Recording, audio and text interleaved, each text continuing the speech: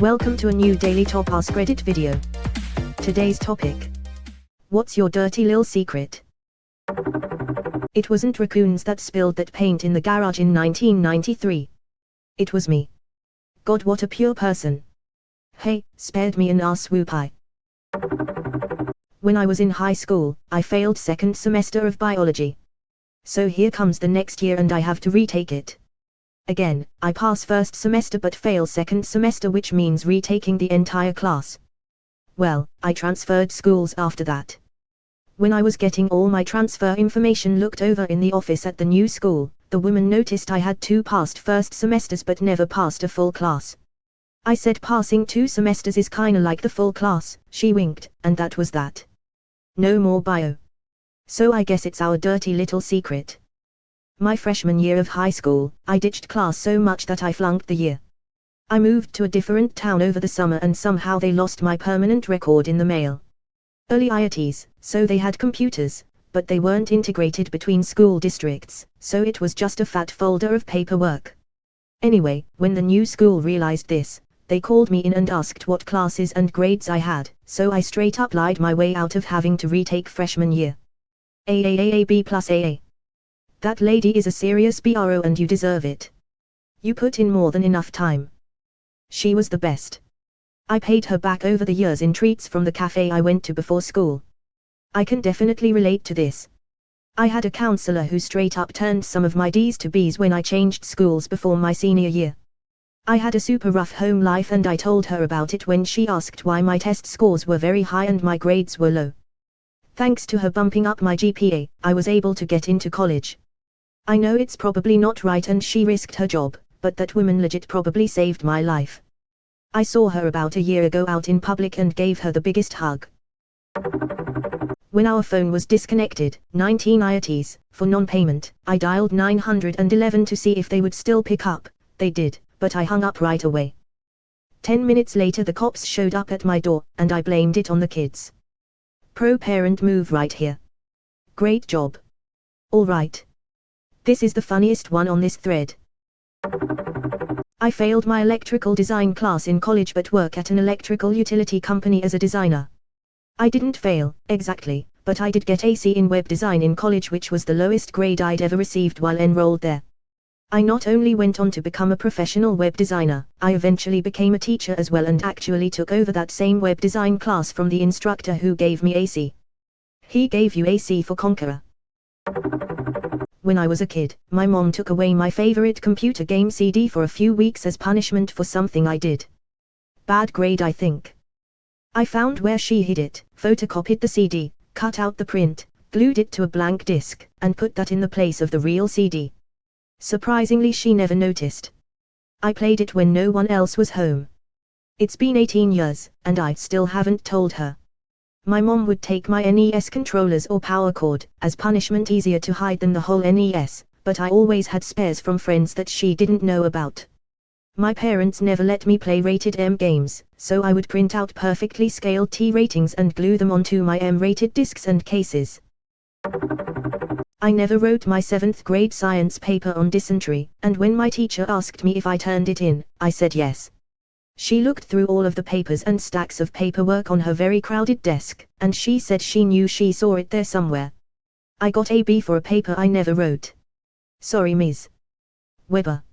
Edit, it wasn't cystic, it was just plain old dysentery. Sorry for my subconscious musical addition. I rented a history book for fun from the school library in my senior year of HS. They claimed I didn't return it but I really had thought I did, so I held strong and they dropped the fee. I felt like such a jerk when I found it that summer. It lives in my bookcase now. One time I farted so hard my back cracked. Nice. One time when I was like 5 to 9 years old, my dad was shopping around at a lumber store. I wandered around alone and couldn't find a bathroom. I had to pee so bad. So I just found a secluded back corner behind some wood and pissed on the floor. 30 years later I still drive by that place every day and remember. According to natural law, that lumber store belongs to you now. I act a lot stupider at work so they don't rely on me too much. I've often thought my life would be easier if I did this. Once my colleagues know I can do something they don't even try to learn, Just send whatever it is straight to me. Performance punishment is 100% real. Strategic incompetence. I used to be real go-getter at work, and now I've realized that the less I accomplish, the less is expected of me. I'm not doing the work of 3 fucking people that are paid the exact same as me. I do just enough to fulfill the obligations of my job, no more. It's a fine balance and it takes practice, but it works. I busted my ass at my job for a couple of years and got a 1% raise. I am now an average employee. You get what you pay for. When I was about 8 to 9, I was sent to a summer camp for 1 month. My sister, who was 14, also was there. Never been away from my parents before. This camp was located around Lake Delta, Wisconsin. I remember the cabins in the woods. Now I don't know if I had arachnophobia before this experience, but I recall that the toilet stalls had dozens of daddy logleg spiders all over, and I was so scared I just held it in for about 4 to 5 days.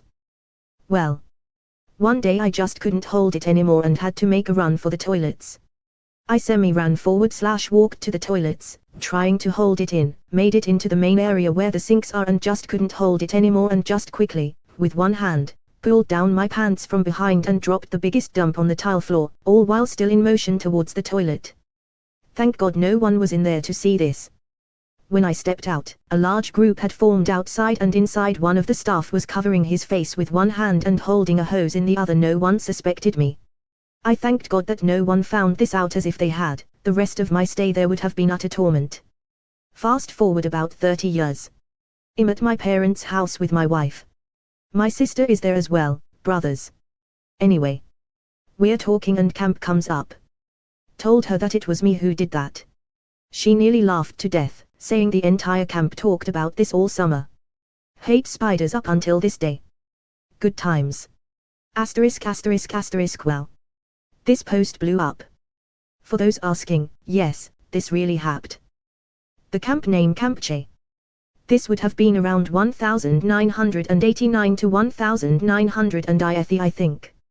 I so appreciate how this story is ultimately about how you hate spiders. The CEO of the company is a micromanager who wants to make even the tiniest decisions. He has a coffee mug with the text. Rule 1, I am always right. Rule 2, when not, see Rule 1.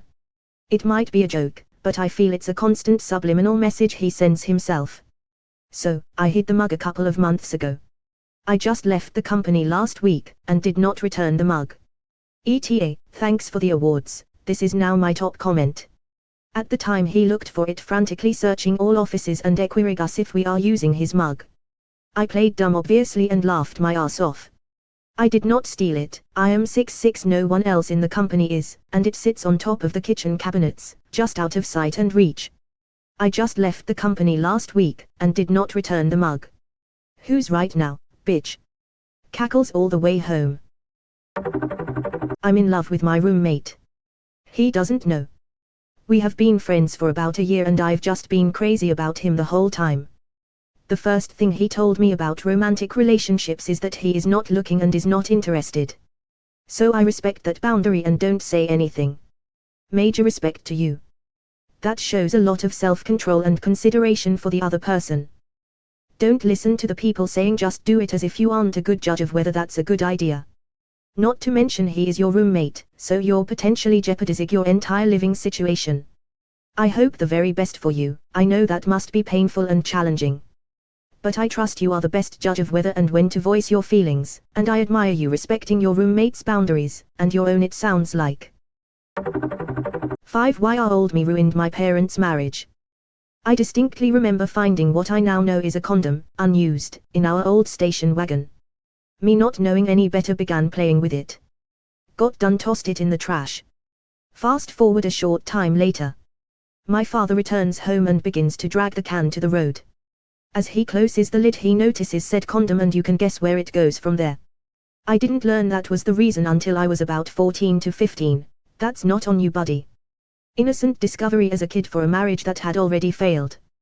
Really hope Whiteberry hasn't been carrying this all these years. I'm curious, now that you're older, have you spoken to your parents about it? Honestly, no, I haven't. I have no clue how to tell them or have a conversation about it. Other than you lovely souls and my therapist, no one knows. I signed my asshole uptight boss up to multiple porn subscriptions. Edit. Grammar police, you got me. For the record, my asshole is just fine. Thank you for your concern. My comment, perhaps more grammatically accurate, should read, I signed up my boss, who is an uptight asshole, to multiple porn subscriptions. To everyone else, thank you so much for the upvotes and the awards. You guys totally made my day. Sign them up for Scientology newsletters. All you need is an email address and a real address. Even if they unsubscribe from the letter, it won't actually, and your boss will receive Scientology junk mail for the rest of his life, or at least until he moves. That's just plain evil. Keeping that one in mind. Deleted. Chaotic good.